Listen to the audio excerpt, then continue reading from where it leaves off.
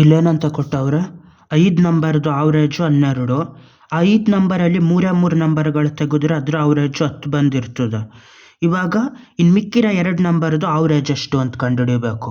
ಇದು full confuse ಆಗೋ ಥರ ಆಯಿತಾ? ಇವಾಗ ಸಿಂಪಲ್ಲಾಗಿ ಹೇಳ್ತೀನಿ. 5 ನಂಬರ್ಗಳದ್ದು ಆವ್ರೇಜ್ 12 ಅಂದರೆ 5 ನಂಬರ್ನು ಕೂಡಿಸ್ಬಿಟ್ಟು ಎಲ್ಲನೂ 5ರಿಂದ ಡಿವೈಡ್ ಮಾಡಿದಾಗ ಅವಾಗ 12 ಬಂದಿರ್ತದೆ. ಅಲ್ಲಿಗೆ ಟೋಟಲ್ 5 ನಂಬರ್ದು ಟೋಟಲ್ ಎಷ್ಟು ಅದನ್ನು ಕಂಡುಹಿಡಿಬೇಕು. ಟೋಟಲ್ ಎಷ್ಟು ಅಂದರೆ 5 ಆ ಕಡೆ ಹೋದ್ರೆ 5ರಿಂದ ಗುಣಿಸ್ಬೇಕು.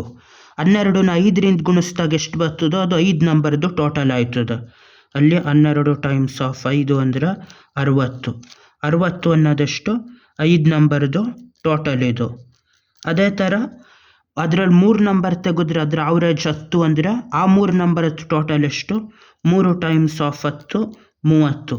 30 ಅದ್ರ ಟೋಟಲ್ಲು ಎಷ್ಟ್ರದ್ದು? 3 ನಂಬರ್ದು. 3 ನಂಬರ್ ಟೋಟಲ್ಲು 30 ಆಗಿರ್ತದೆ. ಇವಾಗ ಇನ್ನು ಮಿಕ್ಕಿರೋ 2 ನಂಬರ್ದು ಟೋಟಲ್ ಎಷ್ಟು, 2 ನಂಬರ್ದು ಆವ್ರೇಜ್ ಎಷ್ಟು ಅಂತ ಕಂಡುಹಿಡಿಬೇಕು. 5 ನಂಬರ್ದು ಟೋಟಲ್ 60, 3 ನಂಬರ್ದು ಟೋಟಲ್ ಕೂಡಿದಾಗ ಬರೋದು 30. ಆ 2 ನಂಬರ್ ಕೂಡಿದಾಗ ಎಷ್ಟಾಯ್ತದ? 60 ಮೈನಸ್ 30 30 ಆಗಿರ್ತದೆ 2 ನಂಬರ್ ಕೂಡಿದಾಗ. ಇವಾಗ ಆ 2 ನಂಬರ್ದು ಆವ್ರೇಜ್ ಎಷ್ಟು? ಆವ್ರೇಜ್ ಎಷ್ಟು ಅಂದರೆ ಆ 2 ನಂಬರ್ದು 30/2 ಡಿವೈಡ್ ಮಾಡಬೇಕು. ಆ 2 ನಂಬರ್ದು ಟೋಟಲ್ 30 ಡಿವೈಡೆಡ್ ಬೈ 2. 2 ಅಂಟ್ಲಿ 2 15ಲಿ 30. 15 ಅನ್ನೋದು ಆ ಮಿಕ್ಕಿರೋ 2 ನಂಬರ್ದು ಆವ್ರೇಜು. ಬಾಯ್.